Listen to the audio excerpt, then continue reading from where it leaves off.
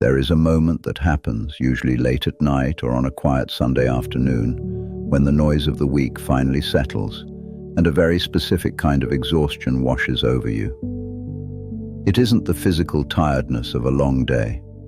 It is a heavier, older kind of fatigue. It is the exhaustion of holding yourself together. You might be sitting on the edge of your bed or staring out a window with a cup of tea going cold in your hands, and a quiet, terrifying thought rises to the surface. I don't know how much longer I can keep doing this. And by this, you don't mean your job or your relationships or your daily tasks. You mean being you. The version of you that everyone relies on. The version of you that never drops the ball, that anticipates everyone else's needs before they even voice them, that smiles through the discomfort, that swallows the anger before it can even form a sound. In that quiet moment, you feel less like a human being and more like an architect who has spent their entire life reinforcing a building that they no longer want to live inside. And then the moment passes. You get up, you make a plan for the week, you answer a text from someone who needs something from you, and the mask slides back into place, seamlessly, effortlessly, as though it was never off at all. But something inside you noticed. Something inside you is beginning to keep count. This is the hidden crisis of the capable, the empathetic, the responsible. It is the quiet agony of realizing that the personality you are most praised for, the traits that have earned you love, safety, and a place in the world, might actually be a cage. You are known as the easy one, the low-maintenance one, the one who can handle anything, the peacemaker, the fixer, the one who doesn't need much. And you are so good at playing this role that most people, perhaps even the people closest to you, have no idea how much it costs you to maintain it. They see the effortless competence. They don't see the hypervigilance humming beneath it. They see the calm exterior. They don't see the nervous system running on adrenaline, constantly scanning the room to make sure everyone is okay. Because if everyone else is okay, then maybe, just maybe, you are safe. You might recognize this in the small daily rituals of self-erasure, the way you rehearse conversations in your head before having them, editing out anything that might cause friction, the way you instinctively say, "I'm fine," before anyone even asks, because you learned long ago that your feelings are an inconvenience, the way you over-explain yourself when setting the smallest boundary, as though your needs require a legal defense, the way you feel a stab of guilt for wanting something, anything, just for yourself. The way you lie awake at night replaying a conversation, not because you said something wrong, but because you are terrified that you might have. These are not personality quirks. These are the fingerprints of a survival strategy that was written into your body long before you had the language to understand it. But what if the person you think you are, the personality you call me, is not actually who you are at all? What if it is simply a brilliant, desperate adaptation? What if the traits you have been praised for your entire life are not evidence of your character, but evidence of your wound? To understand this, we have to look back. Not with blame, not with the intention of building a case against anyone, but with profound curiosity and a willingness to see clearly. Long before you had words to describe your inner world, your nervous system was already a masterful student of your environment.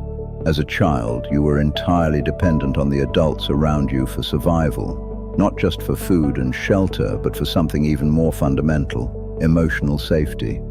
Your deepest biological imperative was to stay connected to your caregivers, to secure their care, their attention, and their approval.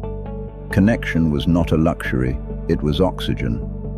And so, with the extraordinary perceptiveness that all children possess, you learned to read the room.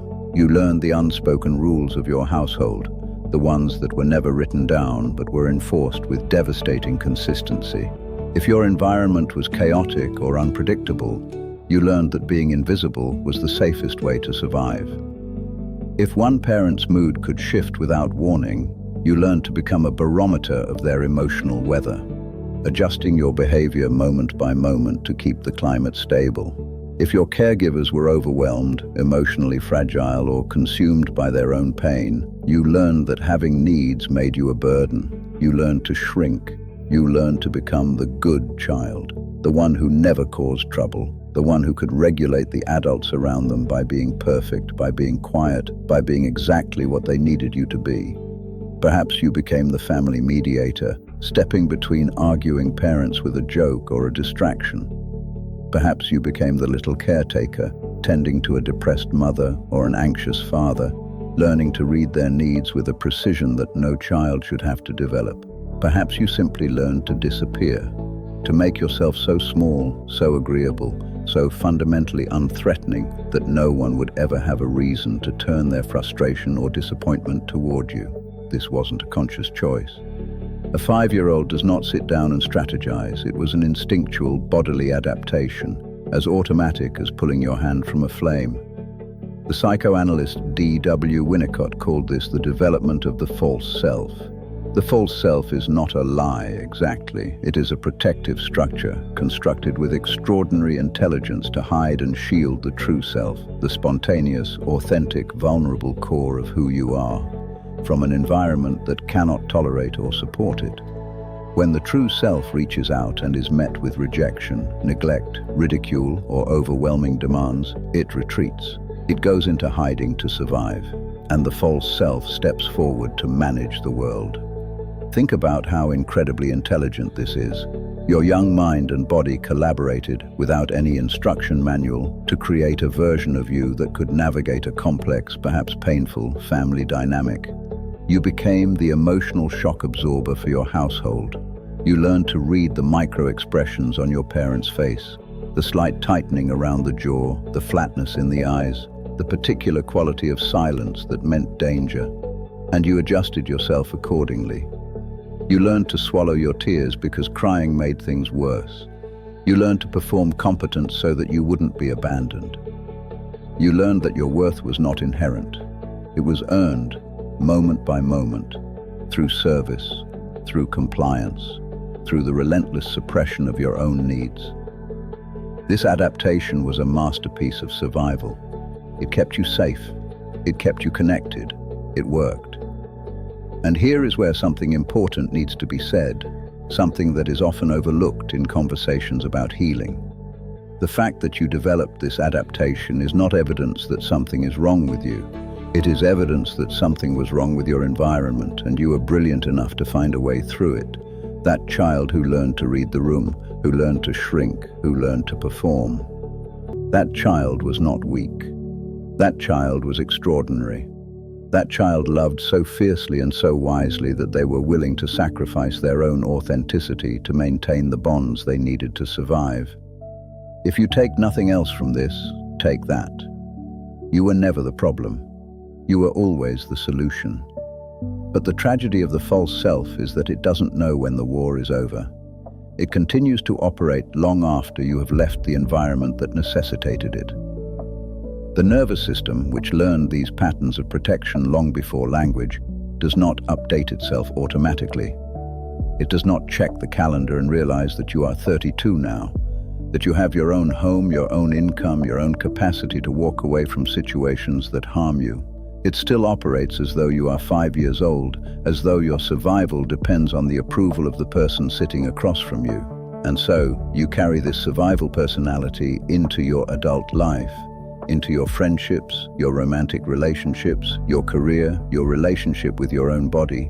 You continue to abandon yourself to secure connection because your nervous system still believes at the deepest level that if you show up as your true self, messy, needy, angry, imperfect, wanting, you will be left alone. And to the nervous system of a child, being left alone is death. And this is where the profound exhaustion comes from. You are spending massive amounts of life force energy maintaining a structure that was built for a reality you no longer live in. You are guarding a fortress when there is no longer an enemy at the gates. You are performing a role in a play that ended years ago, but no one told you the curtain came down. The cost of this survival strategy is immense, and it accumulates so quietly that you might not even recognize it as loss. It erodes your capacity for genuine intimacy, because if someone only loves the mask you wear, you can never truly feel seen or held. You live with the persistent, terrifying belief that if anyone saw the real you, the you who is sometimes angry, sometimes selfish, sometimes desperately needy, they would leave. And so, you curate yourself. You edit your thoughts before speaking. You filter your desires through the lens of what is acceptable to others. You become a master of the polite agreement, the subtle nod, the diffusing joke. You swallow your boundaries, telling yourself it's easier to just go along with things than to cause friction. And every time you do this, you send a quiet message to yourself. Your truth is not safe here. Your needs do not matter. You are only as valuable as your usefulness. Over time, this self-abandonment takes a profound toll on your sense of identity. You lose touch with your own compass. You no longer know what you want, what you like, what excites you, or what brings you joy. Someone asks you where you want to eat, and you genuinely don't know, not because you don't have preferences, but because you learned so long ago to suppress them that the signal has gone quiet. You might look successful on paper. You might be the reliable employee, the supportive friend, the dutiful partner, the one everyone calls in a crisis. But inside, there is a hollow ache, a quiet desperation, a sense that you are living someone else's life, or that life is happening to you rather than through you. You might find yourself numbing out with scrolling, with busyness, with food, with substances, or with endless self-improvement projects, trying to fill a void that can only be filled by your own presence, by the simple, radical act of being yourself without apology.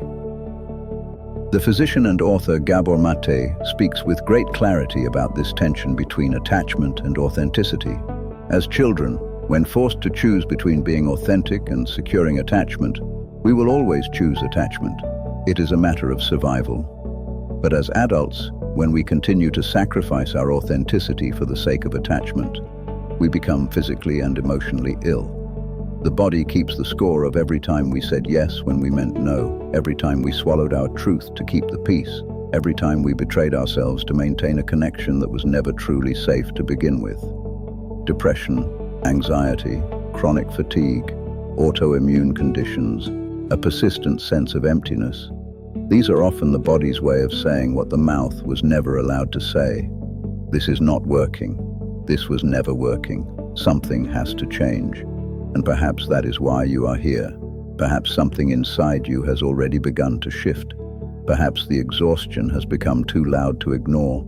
Or perhaps you caught a glimpse of your true self in an unexpected moment, a flash of anger that surprised you, a sudden clarity about what you actually want, a moment of tenderness toward yourself that felt foreign and fragile and absolutely real. If so, I want you to know that noticing that tiny crack in the armor is not a breakdown. It is a beginning. It takes extraordinary courage to even question the personality you have built your entire life around. Most people never do. The fact that you are here, listening, willing to look, that already says something profound about who you are beneath the mask. But here is the most important truth embedded in all of this. The false self is not your enemy. It is not a flaw in your character. It is not something to be ashamed of or violently dismantled. It is a testament to your resilience. It is the brilliant, creative, and fiercely loving part of you that stepped in to protect the most vulnerable core of who you are when no one else could. It kept you alive, it kept you connected. It deserves your deepest respect and gratitude. You do not need to go to war with your personality. You do not need to aggressively tear down the walls you built. You do not need to shame yourself for having survived the only way you knew how. Carl Jung wrote that we cannot change anything until we accept it, and that condemnation does not liberate, it oppresses. The path forward is not rejection of who you have been, it is a widening. It is the recognition that you are more than what you had to become. Healing is not about becoming someone else. It is about gently, patiently, and courageously returning to the person you were before the world told you who you had to be. It is a process of unlearning. It is the slow, deliberate practice of noticing the moments when the false self steps forward, when the people-pleaser reaches for the yes, when the fixer reaches for the solution, when the invisible one reaches for the exit, and choosing just for a second to do something different, not something dramatic, not a grand declaration, just a small, honest act of self-respect. It starts small.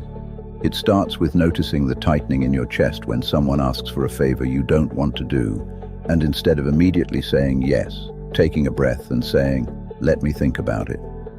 It starts with noticing the urge to fix someone else's discomfort and choosing to simply sit with them instead, trusting that they can hold their own pain.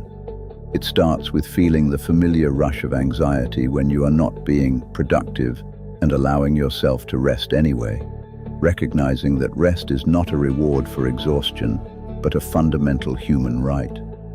It starts with noticing the voice of the inner critic, the one that tells you you are too much or not enough or that you should have handled that better, and realizing that this voice is just an echo of the past, not the truth of your present. It starts with the revolutionary act of asking yourself, perhaps for the first time, what do I actually want? These small choices might seem insignificant, but they are not. Each one is a message to your nervous system that the rules have changed. Each one is a signal to the deepest, most protected part of you that it is safe to come out now. Each one is a tiny act of reclamation, a moment where you choose yourself, not at the expense of others, but in addition to them. And over time, these moments accumulate. They build a new foundation. They create a new pattern, not overnight, not perfectly, but steadily, honestly, with the kind of quiet determination that real transformation requires. This work is not easy. It would be dishonest to pretend otherwise. When you start to drop the mask, your nervous system will panic. It will flood you with the old familiar signals. Danger, danger, danger. It will tell you that you are being selfish or difficult or unlovable. It will tell you to put the mask back on immediately before anyone notices. And the people around you, some of them, perhaps the ones who have benefited most from your compliance, might push back. They might not like the new boundaries. They might not understand why you are suddenly less available, less accommodating, less willing to carry their emotional weight. And that will hurt. It will trigger all the old fears of abandonment and rejection. There will be grief in this process. Grief for the years spent performing, grief for the relationships that cannot survive your authenticity, grief for the childhood that required you to build this armor in the first place. But you are no longer a child. You are an adult, with agency, with resources, with a growing capacity for self-compassion that you did not have back then. You can tolerate the discomfort of disappointing others because you know that the alternative, disappointing yourself for the rest of your life, is no longer an option. You can hold the fear of rejection because you know that true belonging can only happen when you are willing to stand in your truth, even if your voice shakes. As the writer Bell Hooks reminds us, love and domination cannot coexist, and the relationships that require you to be less than who you are were never love. They were arrangements, and you deserve more than an arrangement. The spiritual teacher Pema Chödrön speaks of a practice she calls leaning into the sharp points, the willingness to stay present with discomfort rather than running from it. This is the essence of what it means to put down the survival personality. It is not about having all the answers. It is not about reaching some imagined state of perfect healing where you never feel afraid or uncertain again. It is about developing the capacity to be with yourself in the difficult moments, to feel the fear and choose honesty anyway, to feel the grief and let it move through you, to feel the anger and recognize it as the voice of your dignity finally speaking up. Healing is not a destination. It is an ongoing, dignifying process of returning to yourself with honesty and care. Again and again, every time you notice you have drifted back into the old pattern. And you will drift. You will have days when the mask goes back on without you even noticing. You will have moments when you abandon yourself out of habit, when you say yes, when you mean no, when you shrink to make someone else comfortable. And that is not failure. That is being human. The difference is that now you notice. Now you have the awareness to catch yourself, to pause, to take a breath, and to choose again. And that awareness, that willingness to keep choosing, to keep returning to yourself, is the most powerful thing you will ever cultivate. It is more powerful than any single breakthrough. It is the quiet, accumulating force of someone who has decided at the deepest level that they are worth showing up for. Thich Nhat Hanh once said that the most precious gift we can offer anyone is our presence. I want to offer you a gentle addition to that thought. The most precious gift you can offer yourself is your own presence. Not the curated, edited performance version of you, but the real one. The one who is sometimes afraid, sometimes angry, sometimes unsure. The one who has needs and desires and a voice that has been waiting patiently for permission to speak. You have spent so much of your life being strong for everyone else. You have carried burdens that were never yours to carry. You have held spaces that no one held for you. And you have done it with a grace and a resilience that most people will never fully understand. That is not nothing. That is remarkable. But it is time now to turn some of that extraordinary strength inward. And that strength does not look like armor. It looks like softness. It looks like the courage to be seen in your imperfection. It looks like the quiet dignity of saying, "This is who I am, and this is enough." Imagine for a moment a house that you built to survive a terrible storm. You reinforced the walls, you boarded up the windows, you locked all the doors. And it kept you safe while the wind howled and the rain poured and the world outside was dangerous and unpredictable. But the storm passed years ago. The sun is shining now. The air is warm. And you are still living in the dark, behind locked doors and boarded windows, straining to hear the wind, terrified that it might return. It is time to open the windows, not all at once, not recklessly, but one by one, gently, at your own pace. It is time to unlock the doors. It is time to step outside and feel the warmth of the sun on your face and realize that you can survive the open air, that you were always meant for more than just surviving. You do not need the armor anymore. You are safe now, not because the world is perfect or because pain will never touch you again, but because you are no longer a child who must earn the right to exist. You are a grown person who can meet difficulty with honesty, who can set boundaries with love, who can grieve what was lost and still choose to live fully. You are not behind. You are not broken. And you are not alone. You can meet yourself differently from today onward. Not the version of you that was built to survive, but the version of you that is finally, quietly, and courageously free to live.